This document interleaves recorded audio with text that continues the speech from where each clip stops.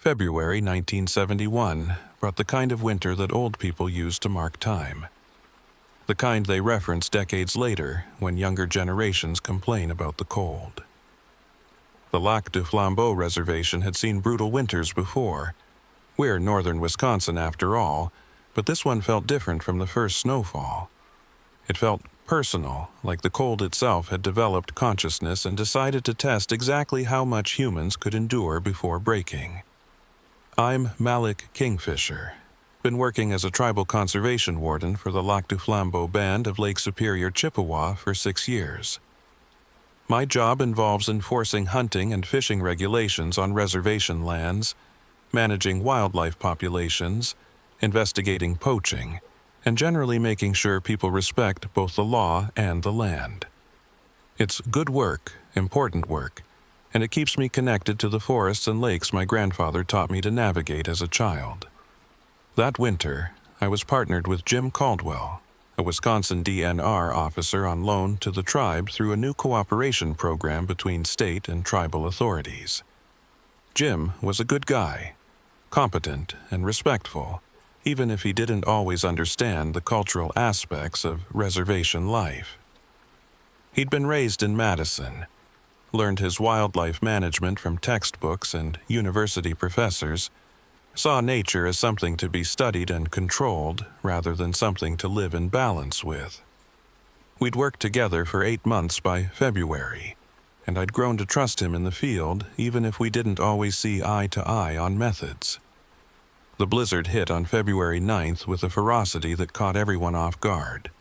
The National Weather Service had predicted heavy snow, but their forecast of 8 to 12 inches became 26 inches in the first 18 hours, with drifts piling up to 6 and 7 feet in exposed areas.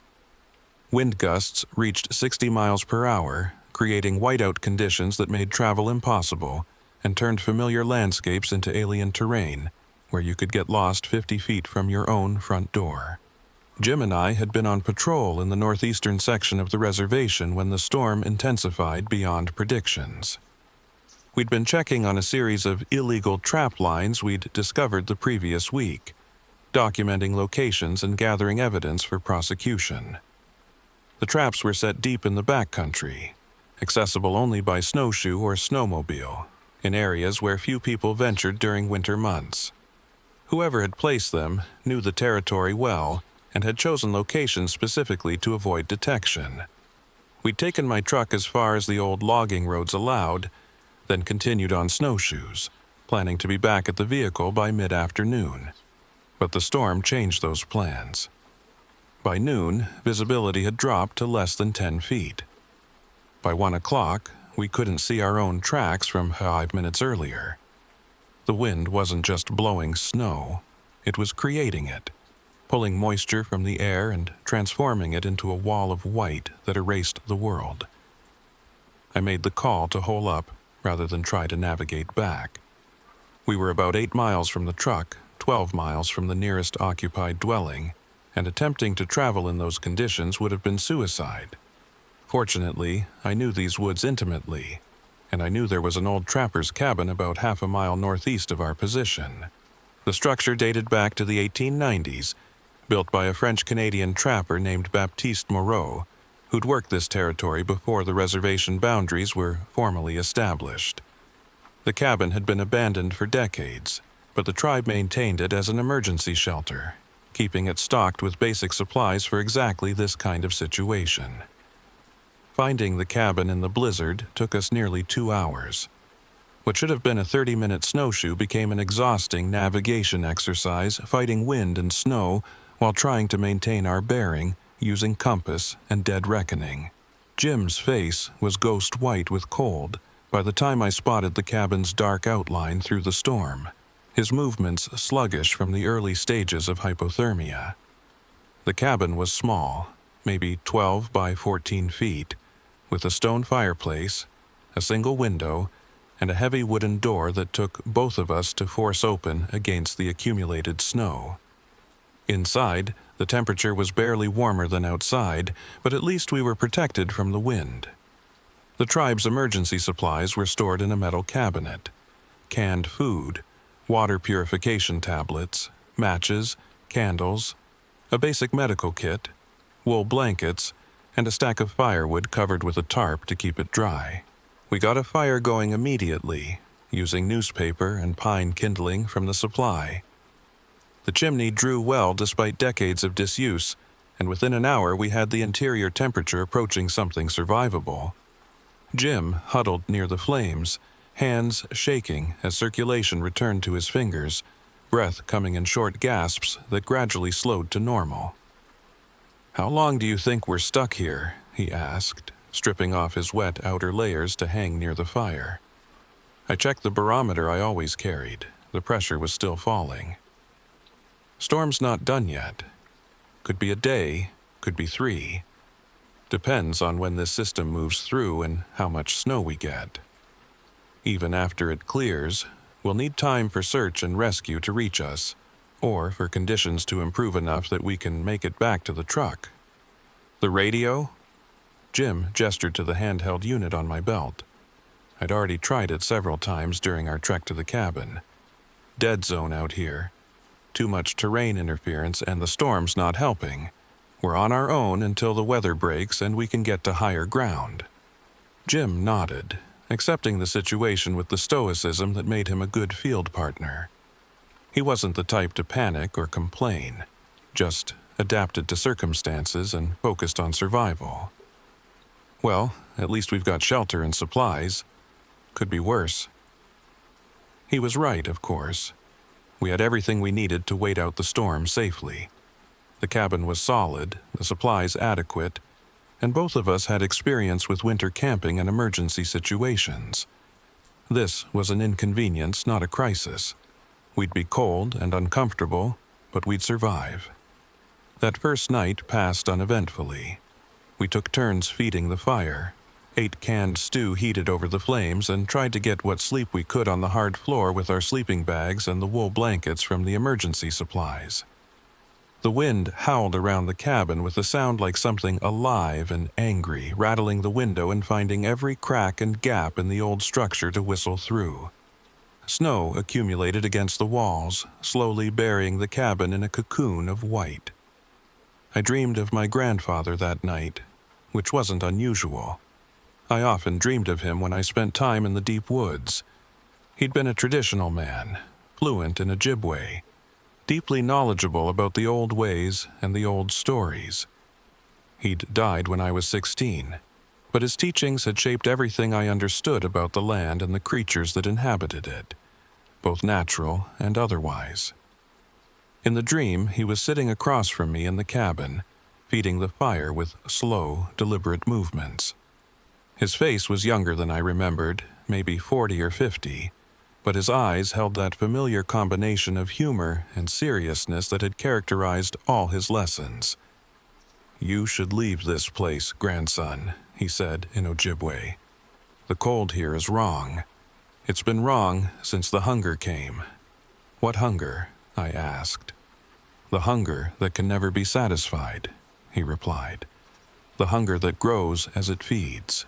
You know the stories. You know what happens when men let that hunger control them." I woke with a start to find Jim adding wood to the fire.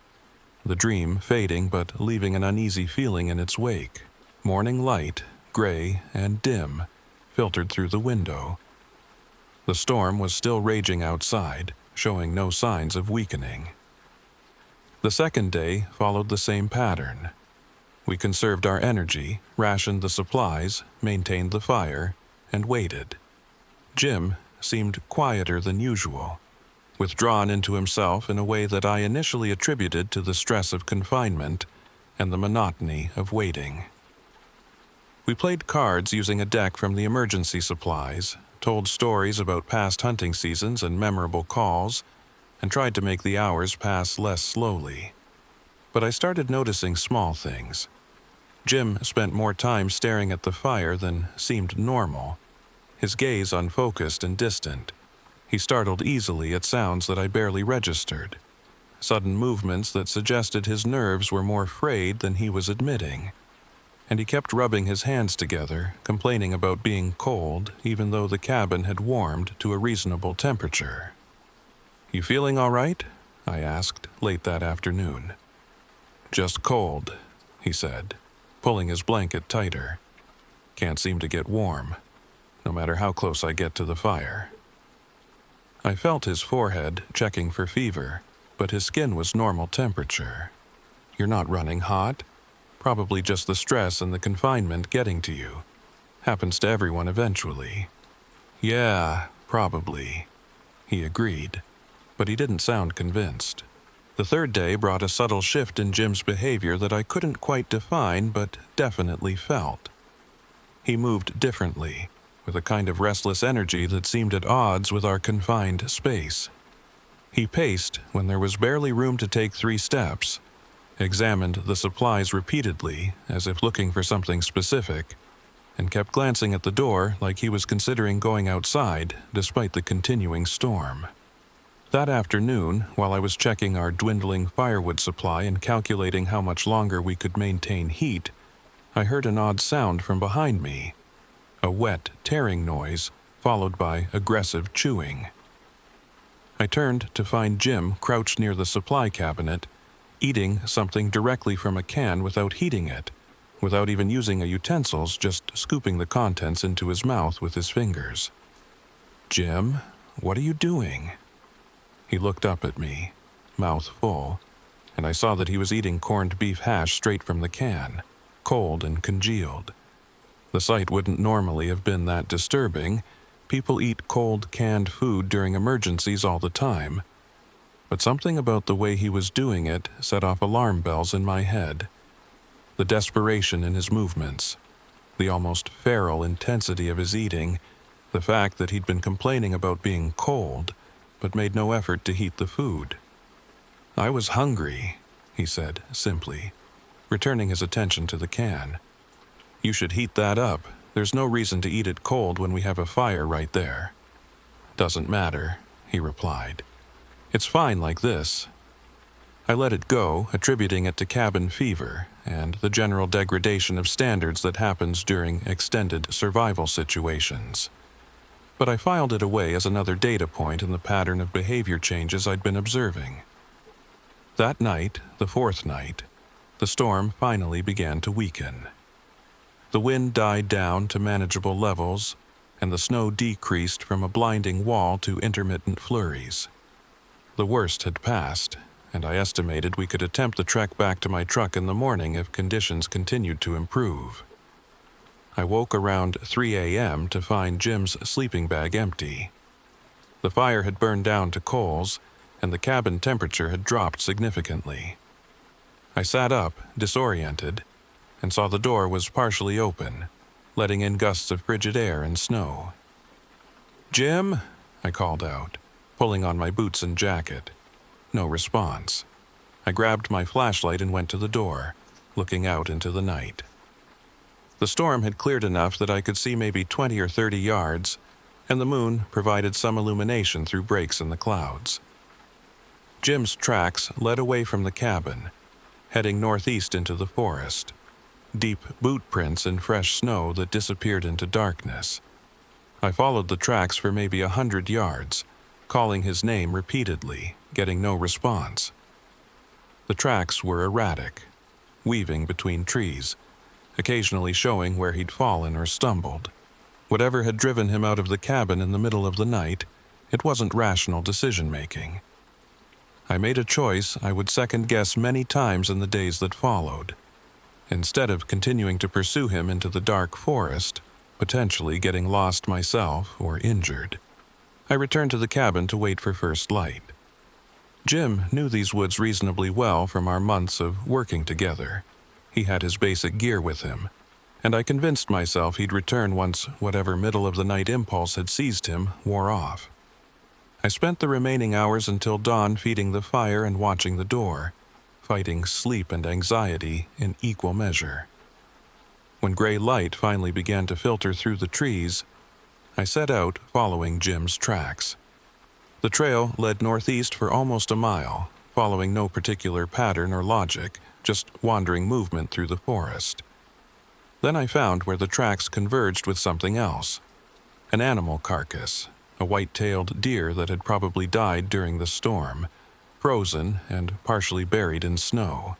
The deer had been torn open, ribs splayed, organs removed. But not by any animal I recognized. The wounds were wrong, the pattern of consumption wrong, more destruction than eating.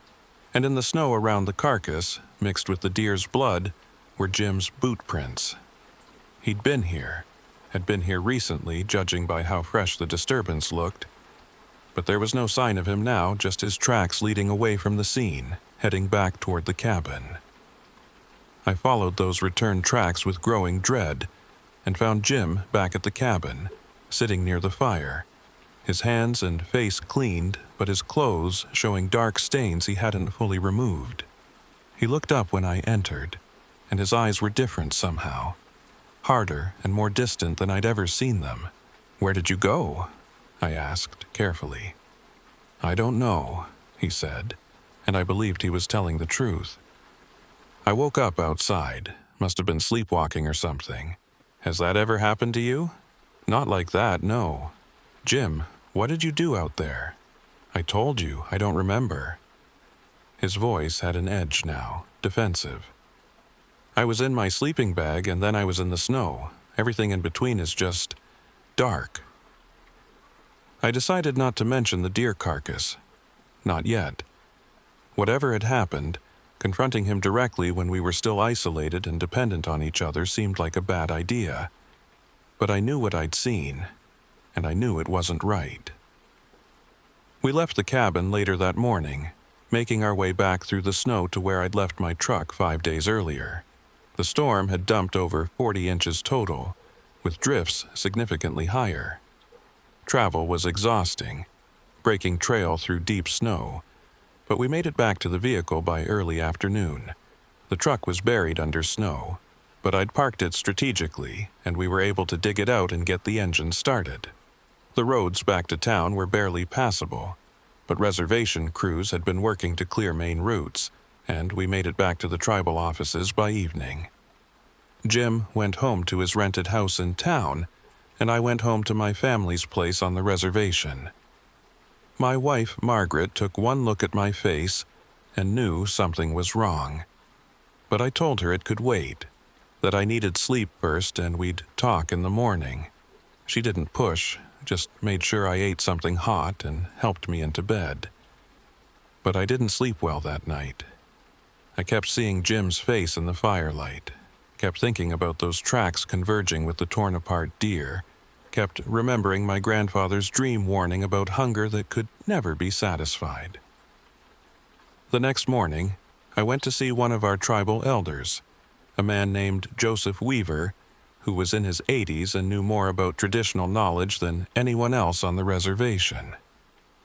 I told him about the storm, about the cabin, about Jim's behavior, and about the deer carcass.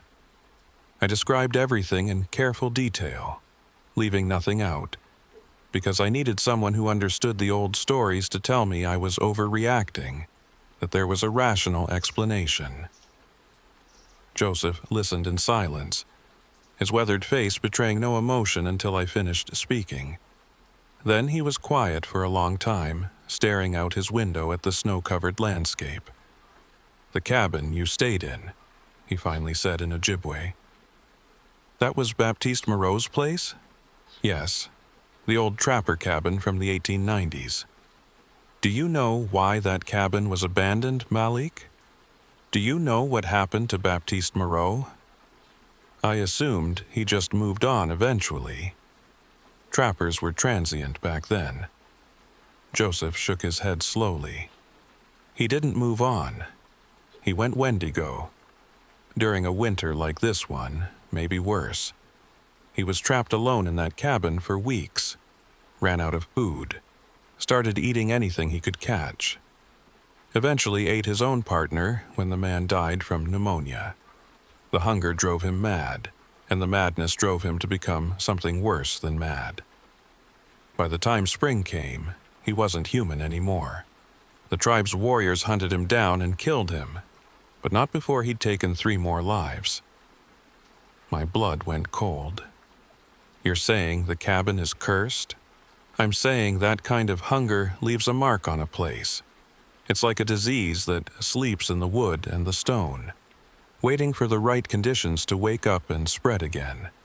Your partner, did he eat anything he found in that cabin? Anything from old stores that might have been there since Moreau's time? I thought about it, tried to remember every detail.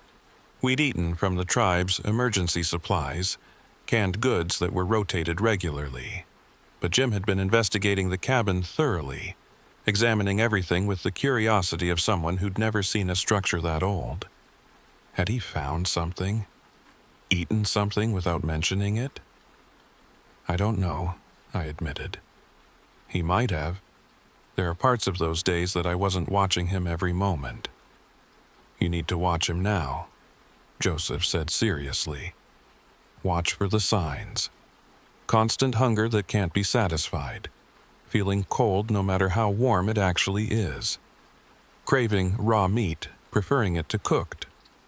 Aggression and paranoia. And if it progresses far enough, physical changes. Growing taller, joints elongating, teeth sharpening. The Wendigo is transformation, Malik.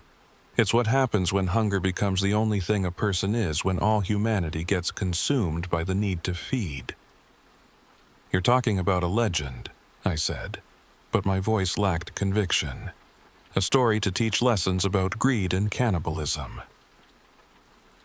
I'm talking about something real, Joseph replied firmly. Something our people have dealt with for longer than we've been called Chippewa or Ojibwe. The Europeans have their vampires and werewolves. We have Wendigo. Same principle, different form.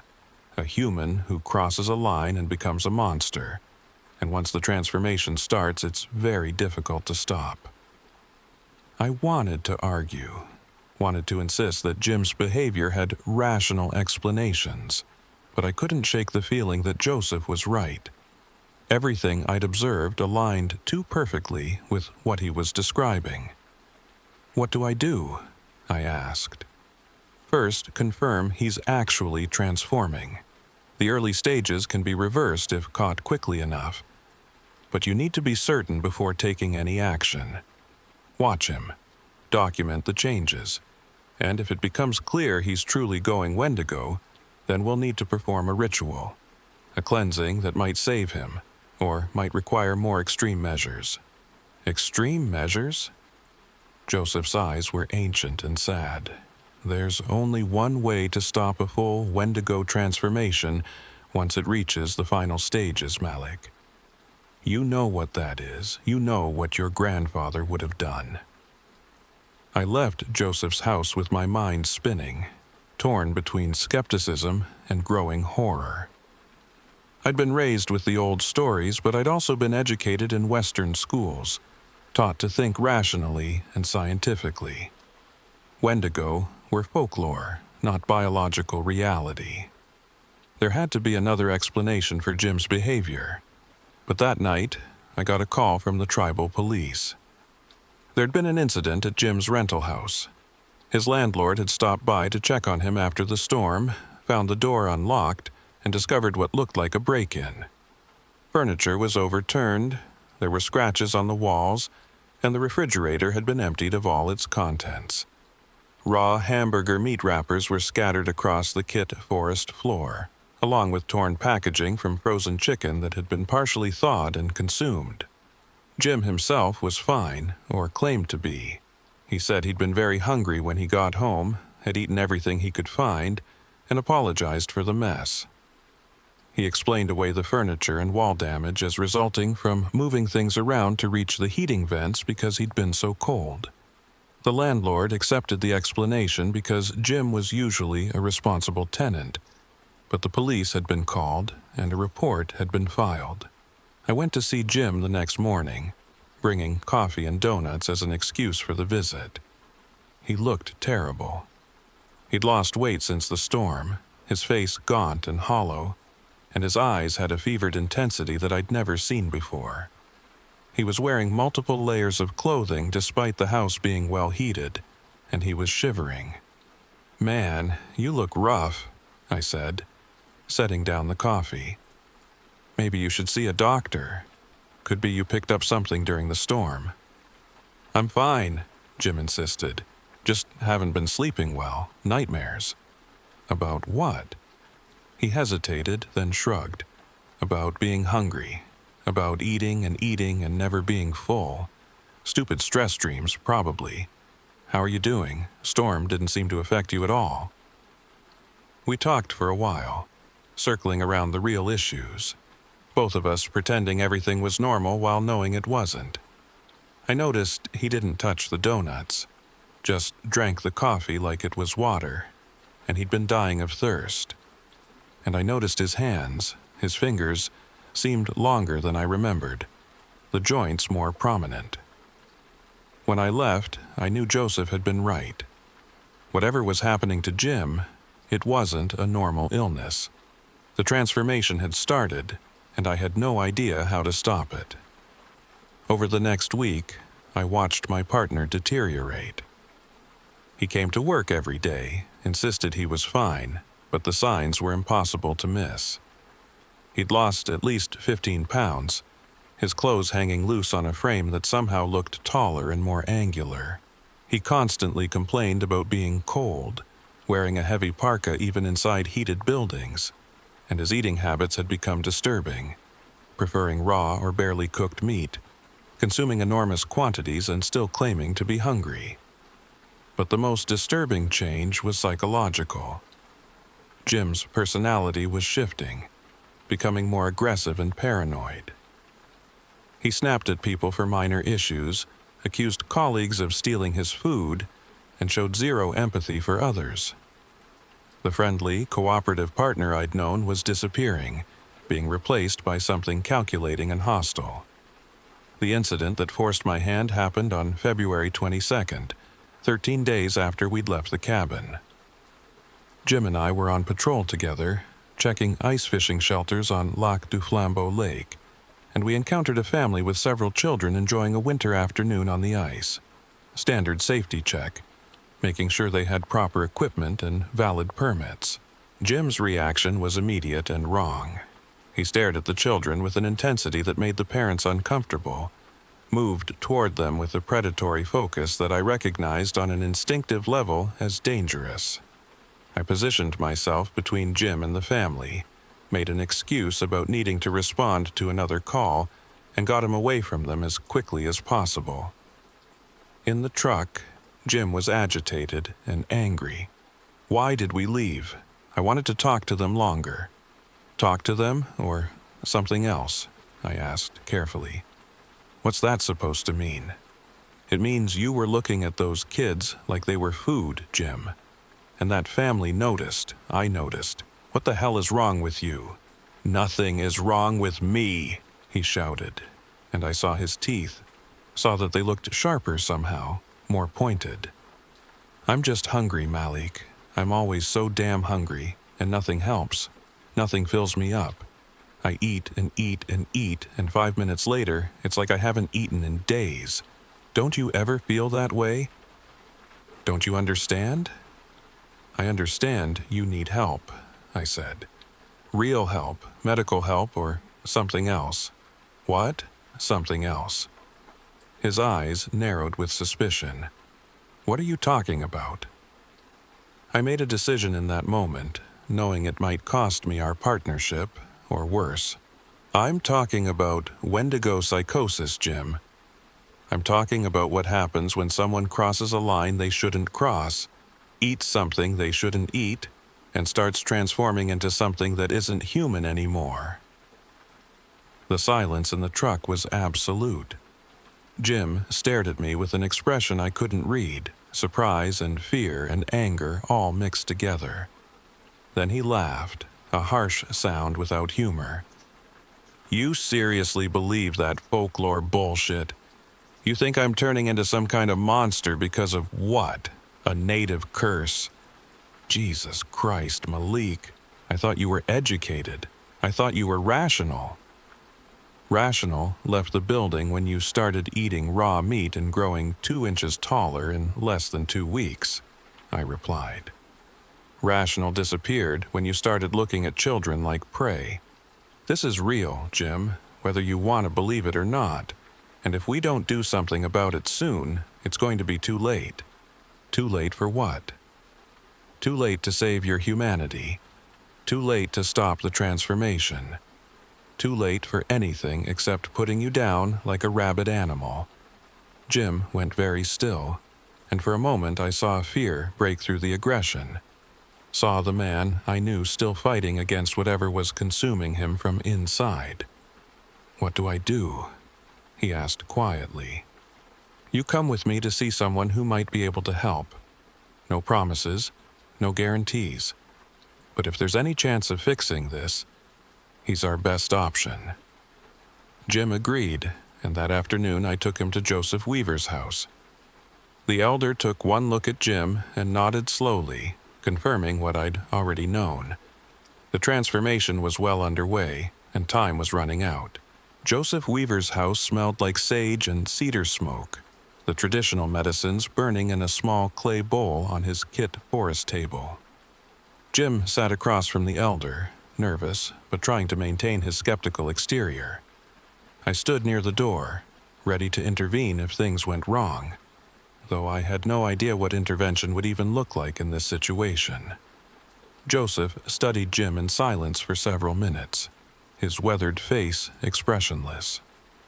Then he began speaking in Ojibwe, words I understood from my childhood but Jim couldn't follow.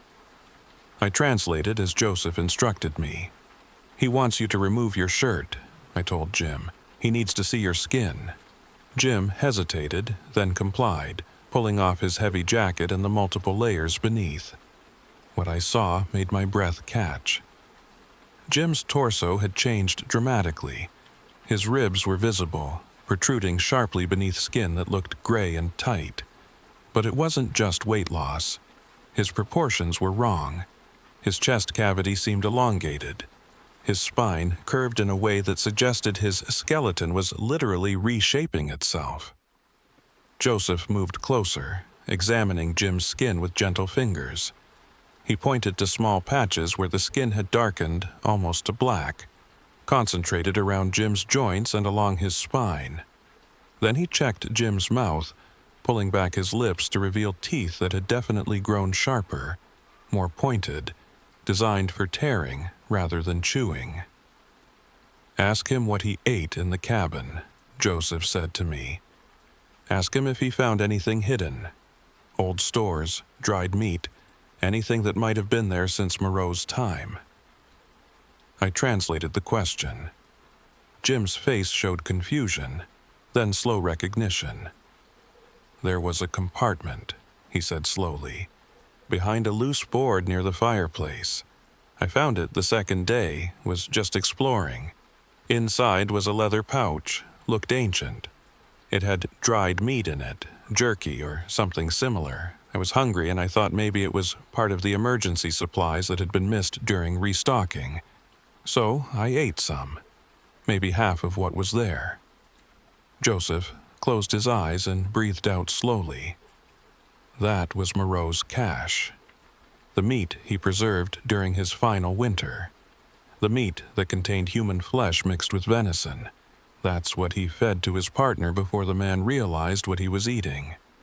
That pouch should have been destroyed 80 years ago, but the warriors who killed Moreau never found it. The cabin kept that secret all this time, waiting. "I ate human flesh?" Jim's voice cracked with horror. "You're saying I ate human flesh?" "Mixed with other meat, yes. Probably didn't taste any different than regular jerky, especially if you were hungry and cold. But that's what started your transformation. Moreau cursed that meat, whether intentionally or just through the act of creating it. It carries the Wendigo hunger, and now that hunger lives in you." Jim stood abruptly, backing toward the door. "This is insane. This is all insane. There's a medical explanation for what's happening to me. Parasites or prions or some kind of bacterial infection. I need to see a real doctor, not listen to folklore and superstition." "Then go," Joseph said calmly. See your doctors. Let them run their tests and give you their medicines. But when nothing works, when you continue to transform and the hunger gets worse, when you start seeing other humans as nothing but meat, you'll come back. And I'll try to help if it's not too late." Jim left without another word, and I followed him to the truck. We drove in silence for several minutes before he spoke. "Do you believe him? Do you really think I'm turning into some kind of monster because I ate 80-year-old jerky that supposedly contained human flesh?" "I believe something is wrong with you," I said carefully. "Something that's getting worse every day. Whether you want to call it Wendigo transformation or extreme malnutrition or parasitic infection, the result is the same. You're changing, Jim, physically and mentally. And if we don't find a way to stop it, you're going to end up killing someone. Maybe killing yourself first, but eventually killing someone else. So what do you want me to do? Let some old man perform voodoo rituals on me? I want you to consider the possibility that Western medicine doesn't have all the answers. That there are things in this world that can't be explained by science textbooks. And I want you to let us try to help you before it's too late." Jim didn't respond, just stared out the window at the snow-covered landscape. When I dropped him at his house, he went inside without saying goodbye. I sat in the truck for a while, debating whether I should call someone, tell someone in authority what was happening. But who would believe me? And what could they do even if they did believe? I went back to Joseph's house and asked him what came next. "The ritual to reverse early-stage transformation requires 3 things," Joseph explained. "First, the afflicted person must genuinely want to be saved, must be willing to fight the hunger rather than surrender to it. Second, we need sacred materials, white sage, tobacco, eagle feathers, specific medicinal plants. Third, we need a place of power, somewhere the spirits are strong enough to help us push back against the Wendigo curse. Do you think Jim wants to be saved? Right now, maybe. But every day that passes, more of his humanity gets consumed by the hunger. Eventually, there won't be enough of Jim left to want anything except to feed. We have a window of opportunity, but it's closing fast. How fast? Days, maybe a week. Once the physical transformation reaches a certain point, there's no reversing it. The person you knew will be gone, and only the Wendigo will remain." I spent that night gathering the materials Joseph had specified, calling in favors from people across the reservation who had access to sacred items and traditional medicines. The eagle feathers came from a family who kept them for ceremonial purposes, carefully preserved and properly obtained through legal channels. The sage and tobacco were easier, and I knew where several of the medicinal plants grew even in winter. By the next afternoon, I had everything Joseph needed. Now we just needed Jim to agree to undergo the ritual. I called his house repeatedly, got no answer. Drove by several times, found his truck parked outside, but no response when I knocked. I was debating whether to get the tribal police involved when my radio crackled with a call from the tribal office. There'd been an incident at the grocery store in town. Jim had been caught trying to steal raw meat from the butcher section, had become violent when confronted, and was now barricaded in the cold storage area. I arrived at the store to find tribal police already on scene, along with the local sheriff's department. Jim was inside the walk-in freezer, the door locked from inside, refusing to come out. Through the small window in the door, I could see him crouched in the corner, tearing into packages of raw beef with his hands and teeth, eating with desperate intensity. "He's been in there about 20 minutes, Officer Emma Whitefish told me. She was one of the tribal force's most experienced officers, someone I'd worked with on numerous wildlife cases. Store manager says he came in, went straight to the meat department, grabbed several packages and ran into the freezer when staff tried to stop him. We've been trying to talk him out, but he won't respond. Just keeps eating." "He's sick," I said. "Mentally ill. We need to get him to a hospital, not arrest him." "Hospital's been notified," Emma replied. "But we need to get him out of that freezer first. It's been almost an hour, and the temperature in there is well below zero. He should be hypothermic by now, but he's acting like it's comfortable." I approached the freezer door, spoke through the small window. "Jim, it's Malik. You need to come out now. We're not going to arrest you. We just want to help." He looked up at me, and I barely recognized him. His face had elongated, cheekbones protruding sharply, jaw extending in a way that made him look less human with each passing moment. His eyes were bloodshot and wild, and when he smiled, I saw his teeth had grown significantly, reshaping themselves into something designed for carnivorous efficiency. "I'm so cold, Malik," he said, his voice rough and strange. "And so hungry. Why am I always so cold and hungry?" "Because you're transforming," I said quietly.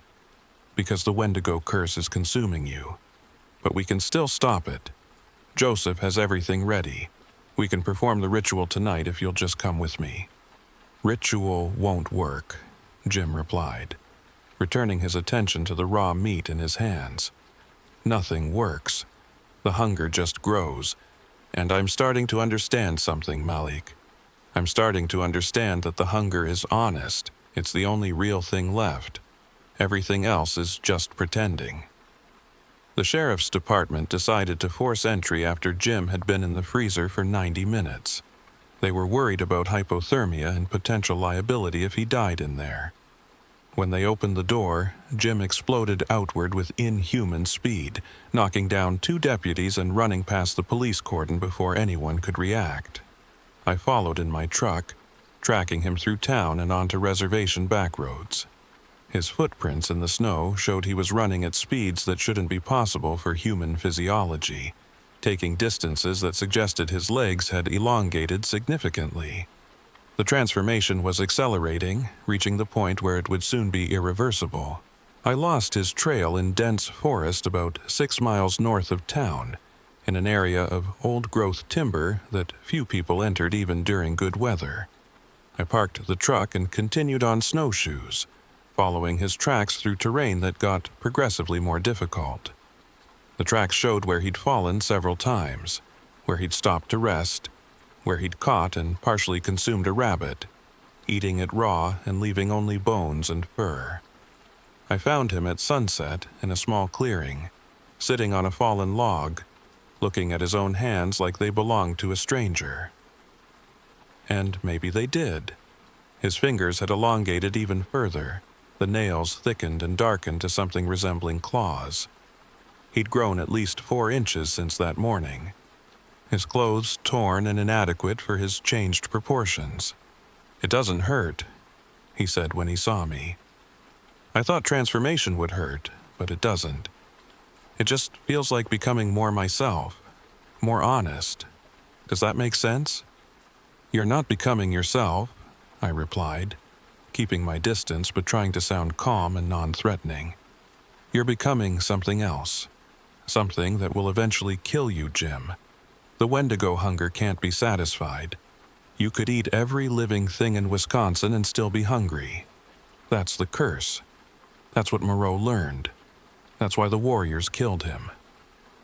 "Maybe he just didn't eat enough," Jim suggested. "Maybe the hunger can be satisfied. You just have to be willing to eat enough." "Eat enough of what, Jim? You know what we're really talking about here. You know what the hunger eventually demands." His silence was answer enough. He stood slowly, and I saw that he was now easily 7 feet tall, maybe taller, his body restructured into something built for hunting and killing. His humanity was still visible in his face, fighting against the transformation, but it was losing ground with every passing moment. "Joseph says there's still time," I said. "Still a chance to reverse this if you'll submit to the ritual, but it has to be now, Jim. Tonight. Any longer, and you'll be too far gone." "What if I don't want to be saved?" he asked quietly. "What if this feels right?" What if the hunger is the only honest thing I've ever felt, and everything before was just pretending to be something I'm not? Then I'll have to kill you, I replied, and I meant it. Because I won't let you hurt people, Jim. I won't let you become what Moreau became. You were my partner, my friend. I owe you better than letting you turn into a monster. He considered that, his transformed face showing something that might have been sadness or might have been calculation. What does the ritual involve? I don't know all the details. Joseph says it requires entering a sacred space, confronting the hunger directly, and making a choice to reject it. There's fasting involved, ceremonial purification, prayer, and singing. It's not easy, and there's no guarantee it works, but it's the only option besides death. Death might be easier, probably would be, but you don't get to take the easy way out, not when there's still a chance to save you. Jim followed me back to my truck, though he had to ride in the bed because he no longer fit comfortably in the cab. We drove to Joseph's house in the growing darkness, and I could see other vehicles already parked outside. The elder had gathered helpers, other traditional people who understood what we were attempting and had agreed to participate despite the danger. Inside, Joseph had transformed his living room into a ceremonial space. The furniture was pushed against the walls and the floor was covered with blankets and hides. A fire burned in a metal drum positioned beneath the chimney opening, filling the room with smoke from sage and cedar. 4 other elders sat in a circle, 2 men and 2 women, all of them older than Joseph, all of them wearing traditional regalia and holding ceremonial items. This is Jim Caldwell. I introduced him to the group. He's the one I told you about, the one fighting the Wendigo transformation. The elders examined Jim with expressions ranging from pity to fear. One of the women, whose name I learned was Malik Kingfisher, and who was actually my great-aunt on my mother's side, spoke in Ojibwe to Joseph, her tone worried. She says he's very far along, Joseph translated for Jim's benefit. Further than she thought possible for someone still conscious and rational, but she agrees we should try. The ritual begins now and will continue through the night. You must follow our instructions exactly, Jim. Any deviation could be dangerous for everyone here. What followed was 8 hours of the most intense ceremonial work I'd ever witnessed. Jim was positioned in the center of the circle, naked and shivering despite the fire's heat, while the elders sang and prayed in Ojibwe. They used eagle feathers to brush smoke over his body, applied pastes made from medicinal plants to his skin, and poured sacred water over his head while chanting prayers that dated back centuries. Jim's transformation fought back. His body temperature fluctuated wildly, from feverish heat to frozen cold. He vomited repeatedly, expelling dark bile that smelled like death and rot. His skin rippled as if something beneath was trying to escape. He screamed and cursed and begged them to stop, the Wendigo hunger making him aggressive and violent, trying to break free from the ritual circle. But the elders persisted. They sang songs that had been used against Wendigo transformations for generations, called on spiritual help from ancestors and medicine helpers, and worked to separate Jim's humanity from the curse that was consuming it. I watched as my friend fought against forces I couldn't see, his body convulsing and his voice shifting between human speech and inhuman howling. Around 3 a.m, something changed. Jim went completely still, his breathing shallow and his eyes closed. The elders intensified their singing, sensing a critical moment. Malik Kingfisher approached Jim with a bundle of sacred plants, placing them on his chest while speaking words I couldn't quite hear. Jim's eyes opened, and for the first time in weeks they looked human again. Fully human, without the predatory intensity that had been building. He wept, tears streaming down his transformed face, and whispered, "Thank you," over and over. But the transformation wasn't fully reversed. As dawn light filtered through Joseph's windows, we could see that while Jim's consciousness had been restored, his body retained many of the physical changes. He was still abnormally tall, his proportions still wrong, his teeth still sharp. The elders explained that reversing the physical changes would take time, possibly months of ongoing treatment and ceremonial work. But the most important battle had been won. Jim's humanity was intact, and the consuming hunger had been pushed back to manageable levels. "You'll need to stay on the reservation," Joseph told Jim as the ritual concluded. "We'll need to monitor you closely, continue treatment, make sure the hunger doesn't resurface. And you'll need to follow specific protocols: no raw meat, no isolation, constant spiritual maintenance. This isn't a cure, Jim, it's a containment. You'll be fighting this for the rest of your life." Jim agreed to everything, grateful just to be himself again, to have control over his own mind and body. We set him up in a cabin on Joseph's property, a place where he could be watched and supported during his recovery. The tribal council was briefed on the situation in vague terms, told that Jim was undergoing treatment for a serious medical condition and would be unavailable for duty indefinitely. For 3 weeks, everything seemed to be working. Jim's physical appearance slowly improved, his height decreasing slightly, his proportions normalizing. The hunger remained, but was controllable through the discipline and ritual practices Joseph taught him. He even started helping around Joseph's property, doing maintenance work and assisting with ceremonial preparations. Then, on March 17th, Jim disappeared. I found evidence of a struggle at the cabin. The door was broken outward from inside, and there were deep claw marks on the walls and floor. Jim's clothes were torn and scattered, and tracks led away from the cabin into the forest, showing that he'd left on all fours, running like an animal. Joseph examined the scene with grave concern. The hunger came back stronger than before. The ritual held it at bay for a while, but the curse is powerful and patient. It waited for a moment of weakness, then consumed him again, and this time I don't think there's enough humanity left to save. "We have to try," I insisted. "We have to stop him," Joseph corrected. "He's fully Wendigo now, Malik. The ritual delayed it, but couldn't prevent it. Your friend is gone, and what's left is a predator that will kill anyone it encounters. The warriors dealt with this 80 years ago, and now we have to deal with it again."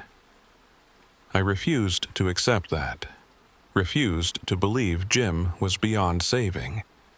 I gathered supplies and weapons and set out to track him, determined to bring him back and try the ritual again. But Joseph's words haunted me as I followed his tracks deeper into the forest. The warriors dealt with this 80 years ago, and now we have to deal with it again, because I knew what that meant. I knew what dealing with a Wendigo actually required, and I knew that before this was over, I might have to kill my friend to save him from becoming something worse than death. The tracks led north into the deepest wilderness areas of the reservation, through terrain that even experienced hunters avoided during winter. Jim was moving fast, covering ground that would take me hours to traverse in mere minutes. But he was also leaving a clear trail of destruction: trees stripped of bark, snow stained with blood from small animals he'd caught and consumed, and increasingly erratic patterns suggesting the Wendigo consciousness was fully dominant now. I tracked him for 2 days, sleeping in brief shifts and pushing my body to limits I hadn't tested since my military service years before. The temperature had dropped again, another cold snap settling over northern Wisconsin, and the physical demands of the pursuit were taking their toll. But I kept going, following the tracks and the signs of Jim's passage, knowing that every hour I delayed increased the chances he'd encounter other people. On the second night, I found his first human victim, a trapper named Dale Morrison, a non-native man who had legal permits to run lines on the eastern edge of reservation land. Dale's camp was destroyed, his tent shredded, his supplies scattered. and Dale himself was dead, torn apart with savage efficiency, partially consumed. The kill was fresh, maybe 3 or 4 hours old. I radioed it in to tribal police, gave them the coordinates, and continued tracking. The Wendigo had fed, which meant it would be slower now, more vulnerable.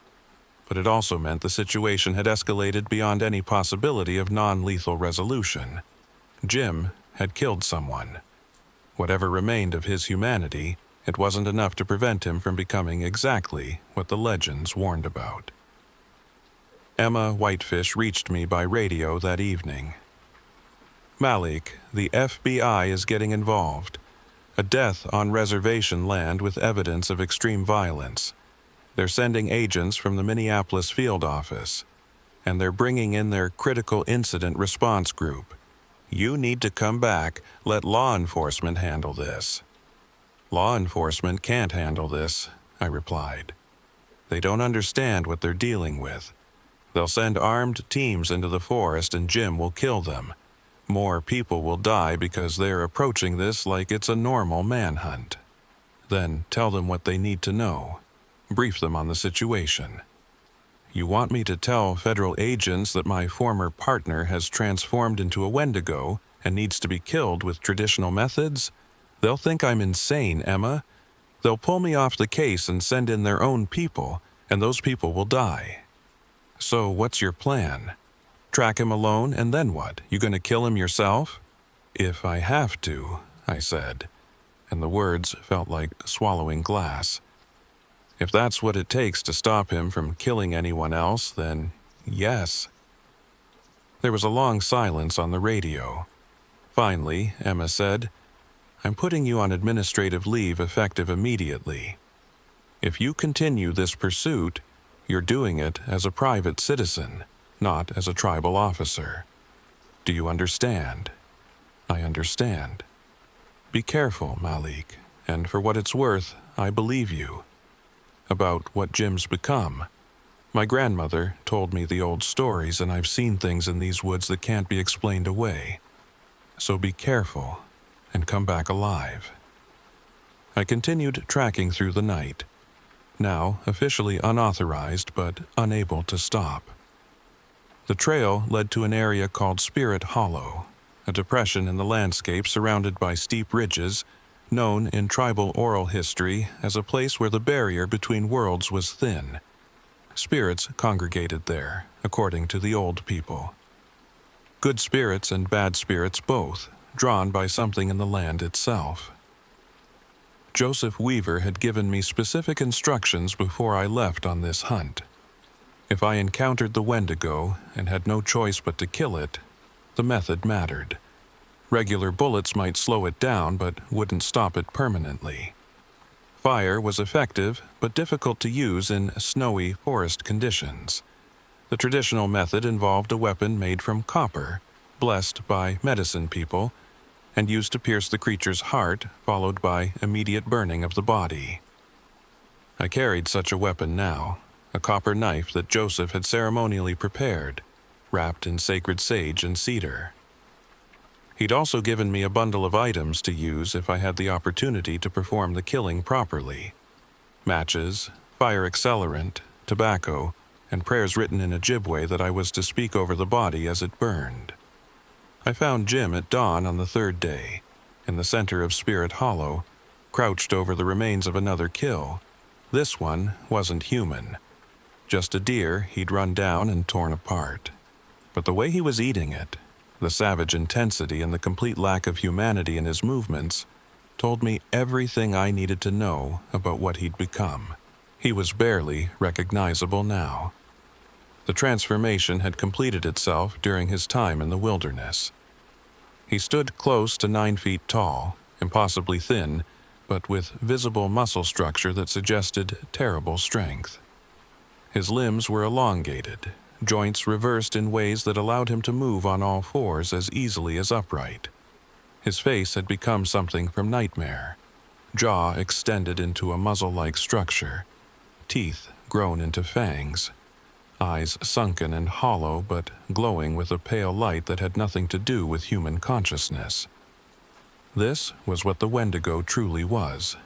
Not a creature of folklore, not a metaphor for greed or cannibalism, but an actual transformation that human beings could undergo under specific circumstances. A biological and spiritual change that rewrote genetics and consciousness into something that existed primarily to feed. Jim sensed my presence before I made a sound. His head snapped around with predatory focus, and those glowing eyes locked onto me with immediate recognition. But the recognition wasn't of friendship or partnership.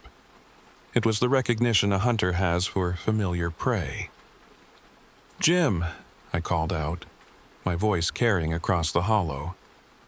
"I know you're still in there somewhere. I know some part of you can hear me. You have to fight this. You have to resist what you've become." The Wendigo that had been Jim tilted its head, studying me with an intelligence that was terrifying because it wasn't human intelligence. It understood language, understood that I was speaking to it, but it processed that information through a consciousness completely alien to human thought patterns. Then it spoke, and its voice was Jim's voice filtered through inhuman physiology, distorted but still recognizable. "Malik, partner, friend." Each word was spoken slowly, testing the concept. Human words, human thoughts. I remember those. I remember being warm. I remember not being hungry. Was that real? Or is this real? "You were real," I said, moving slowly closer but keeping safe distance. "The person you were, Jim Caldwell, that was real. What you are now, this is the curse. This is what Moreau became, but it's not too late. We can try the ritual again.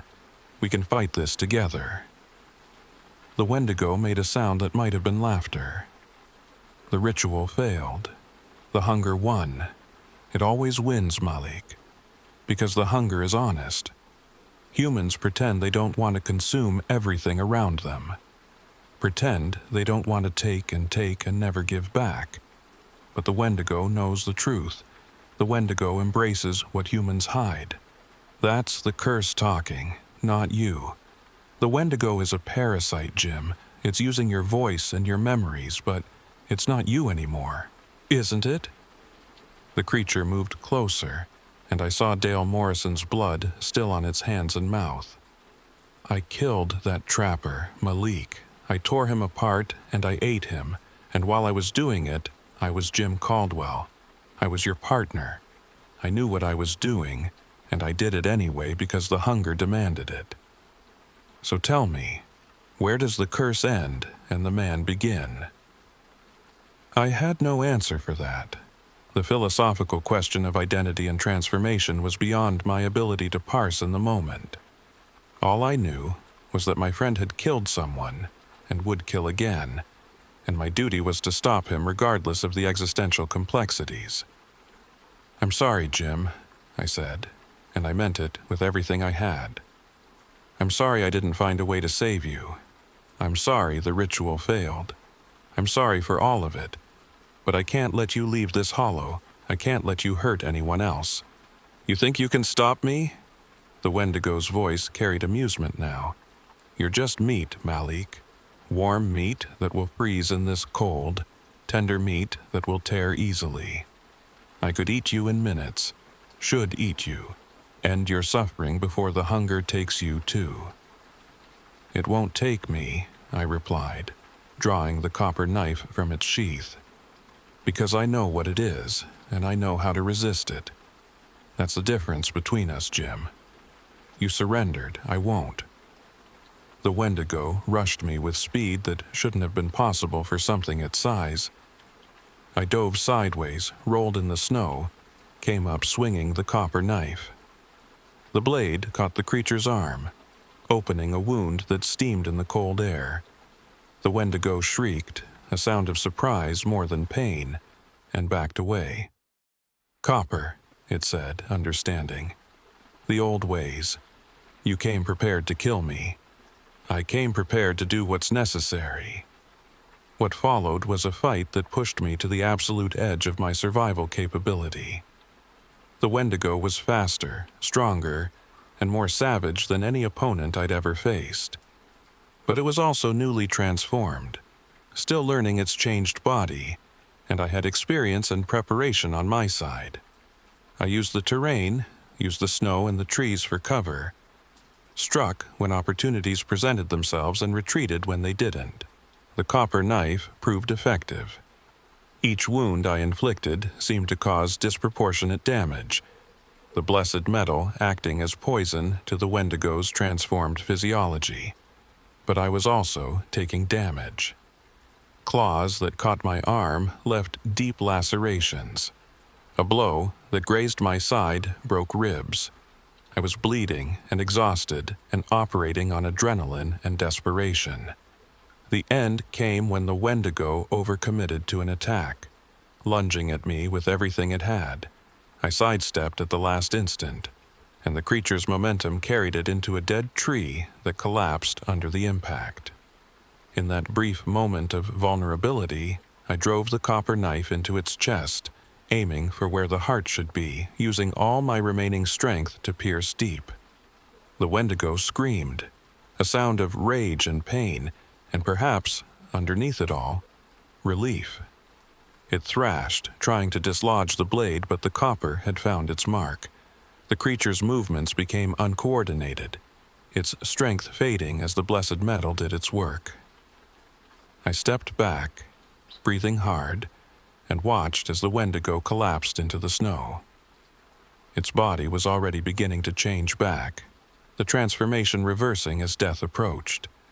By the time it stopped moving, it was recognizably Jim again.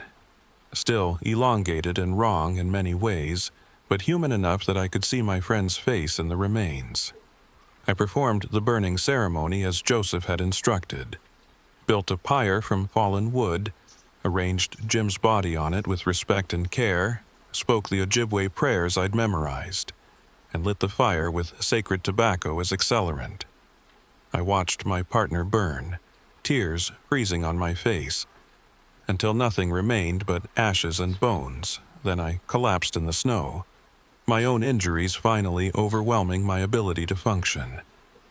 I would have died there, I think, frozen in Spirit Hollow beside the remains of my friend, if Emma Whitefish hadn't defied orders and tracked me with a team of tribal officers and medical personnel. They found me unconscious, hypothermic, and badly wounded. They also found the burn site and the copper knife, and to their credit, none of them asked questions I couldn't answer. The official report stated that Jim Caldwell had died from exposure and injuries sustained during a psychological break that led him into the wilderness. No mention of Wendigo, no mention of transformation, just a tragedy that claimed one life and nearly claimed another. I spent 2 weeks in the hospital recovering from my injuries. The FBI investigated Dale Morrison's death, concluded it was a bear attack, and closed their case. Jim's family in Madison received his remains, what little could be recovered after the burning, and held a funeral that I attended despite barely being able to walk. I told Jim's parents that their son had died trying to help someone in the wilderness, that he'd shown tremendous courage in his final days, and that he'd saved lives through his sacrifice. All of that was true from a certain perspective. They didn't need to know the full truth. No one did, except the small group of elders and tribal officers who'd been involved. Joseph Weaver died 8 months later, in his sleep at age 84. Before he passed, he made me promise to continue watching for signs of Wendigo transformation, to remain vigilant for others who might cross the same line Jim had crossed. I made that promise, and I've kept it for the past 5 decades. I'm 74 years old now, retired from the tribal warden service for 20 years, living in the same house on the reservation where I grew up. My children know parts of this story, the parts they need to know to continue the work if Wendigo transformation appears again.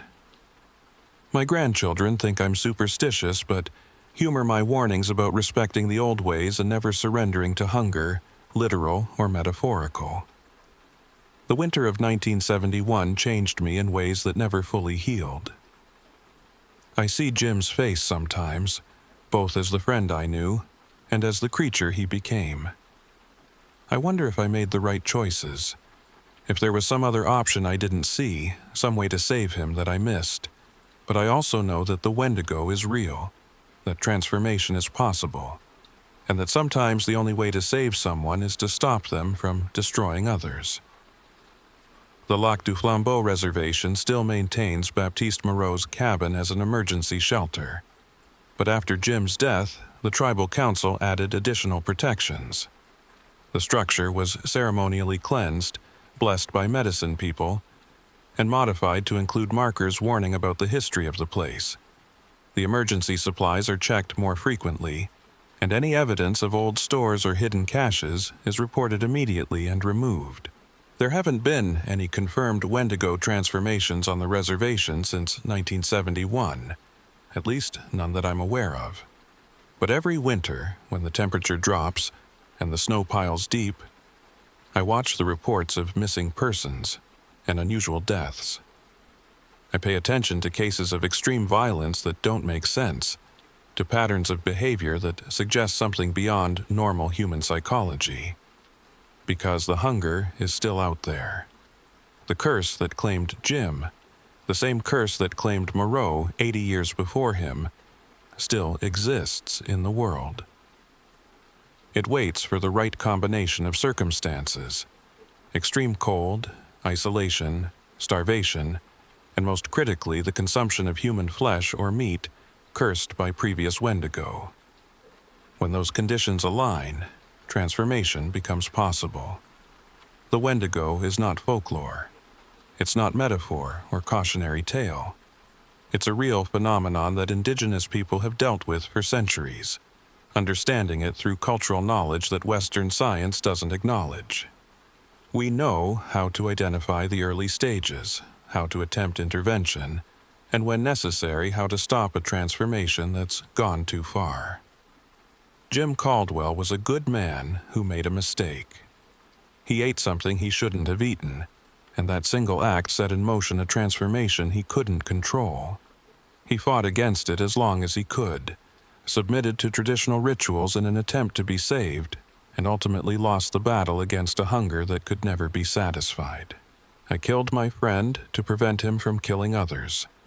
I burned his body according to traditional protocols and told his family a version of events they could accept. I carry the guilt and the grief of those actions, but I don't regret them. Because I understand now what my grandfather tried to teach me, what Joseph Weaver and the other elders knew, what every generation of indigenous people has had to learn. There are things in this world that exist outside modern categories and classifications. Things that science doesn't acknowledge and technology can't measure. The Wendigo is one of those things, and respecting its reality means accepting that sometimes the old ways are the only ways that work. Last winter, I received a call from a young tribal warden named Michael Bear. He'd found evidence of unusual animal kills in the northern section of the reservation, combined with reports of someone stealing raw meat from a hunting camp. The kills showed a pattern that worried him, and he'd remembered stories about my experience with Jim Caldwell back in 1971. I met with Michael, examined the evidence, and taught him what to look for in the early stages of Wendigo transformation. I showed him how to prepare copper weapons, how to gather sacred materials for intervention rituals, and how to make the difficult decision about when someone has passed the point of possible salvation. "Do you think it's starting again?" Michael asked. "I think the conditions are always there," I replied. "Extreme cold, isolation, hunger, desperation. Those circumstances don't disappear just because we want them to. And as long as they exist, the possibility of Wendigo transformation exists. Our job is to watch for the signs and intervene before it's too late. And if it is too late, then we do what has to be done," I said, and he understood what that meant. The work continues. The vigilance continues, because the Wendigo doesn't disappear just because we stop believing in it. It waits in the deep cold of northern winters, in the isolation of wilderness that still exists despite encroaching civilization, in the hunger that lives in every human heart and needs only the right conditions to transform into something monstrous. I think about Jim often, especially during February when the anniversary of his death approaches. I remember him as he was before the transformation. Competent, respectful, genuinely trying to do good work despite not fully understanding the cultural context he'd entered. He deserved better than the fate he received. But I also remember him as he became, and that memory serves as a constant reminder of why the old knowledge matters, why traditional teachings need to be preserved and respected, why some warnings should never be dismissed as mere superstition. The Wendigo is real. Transformation is possible, and sometimes the only way to save someone is to make sure they can't hurt others. That's the truth I've lived with for 50 years. That's the burden I carry, and that's the knowledge I'll pass down to the next generation of wardens and protectors, so they'll be ready when the conditions align again and someone else crosses the line that Jim Caldwell crossed. Because it will happen again. The hunger never dies. It just waits for the next person to make the same mistake, the next victim to consume the wrong meat, the next transformation to begin. And when it does, someone will need to know what to do. Someone will need to have the copper knife and the sacred materials and the willingness to do what's necessary no matter how much it costs. That's the price of protecting people from threats they don't believe in. That's the weight of carrying knowledge the modern world dismisses. And that's why I'll never forget the winter of 1971, when my partner started eating raw meat in February, and I had to kill my friend to save him from becoming something worse than death.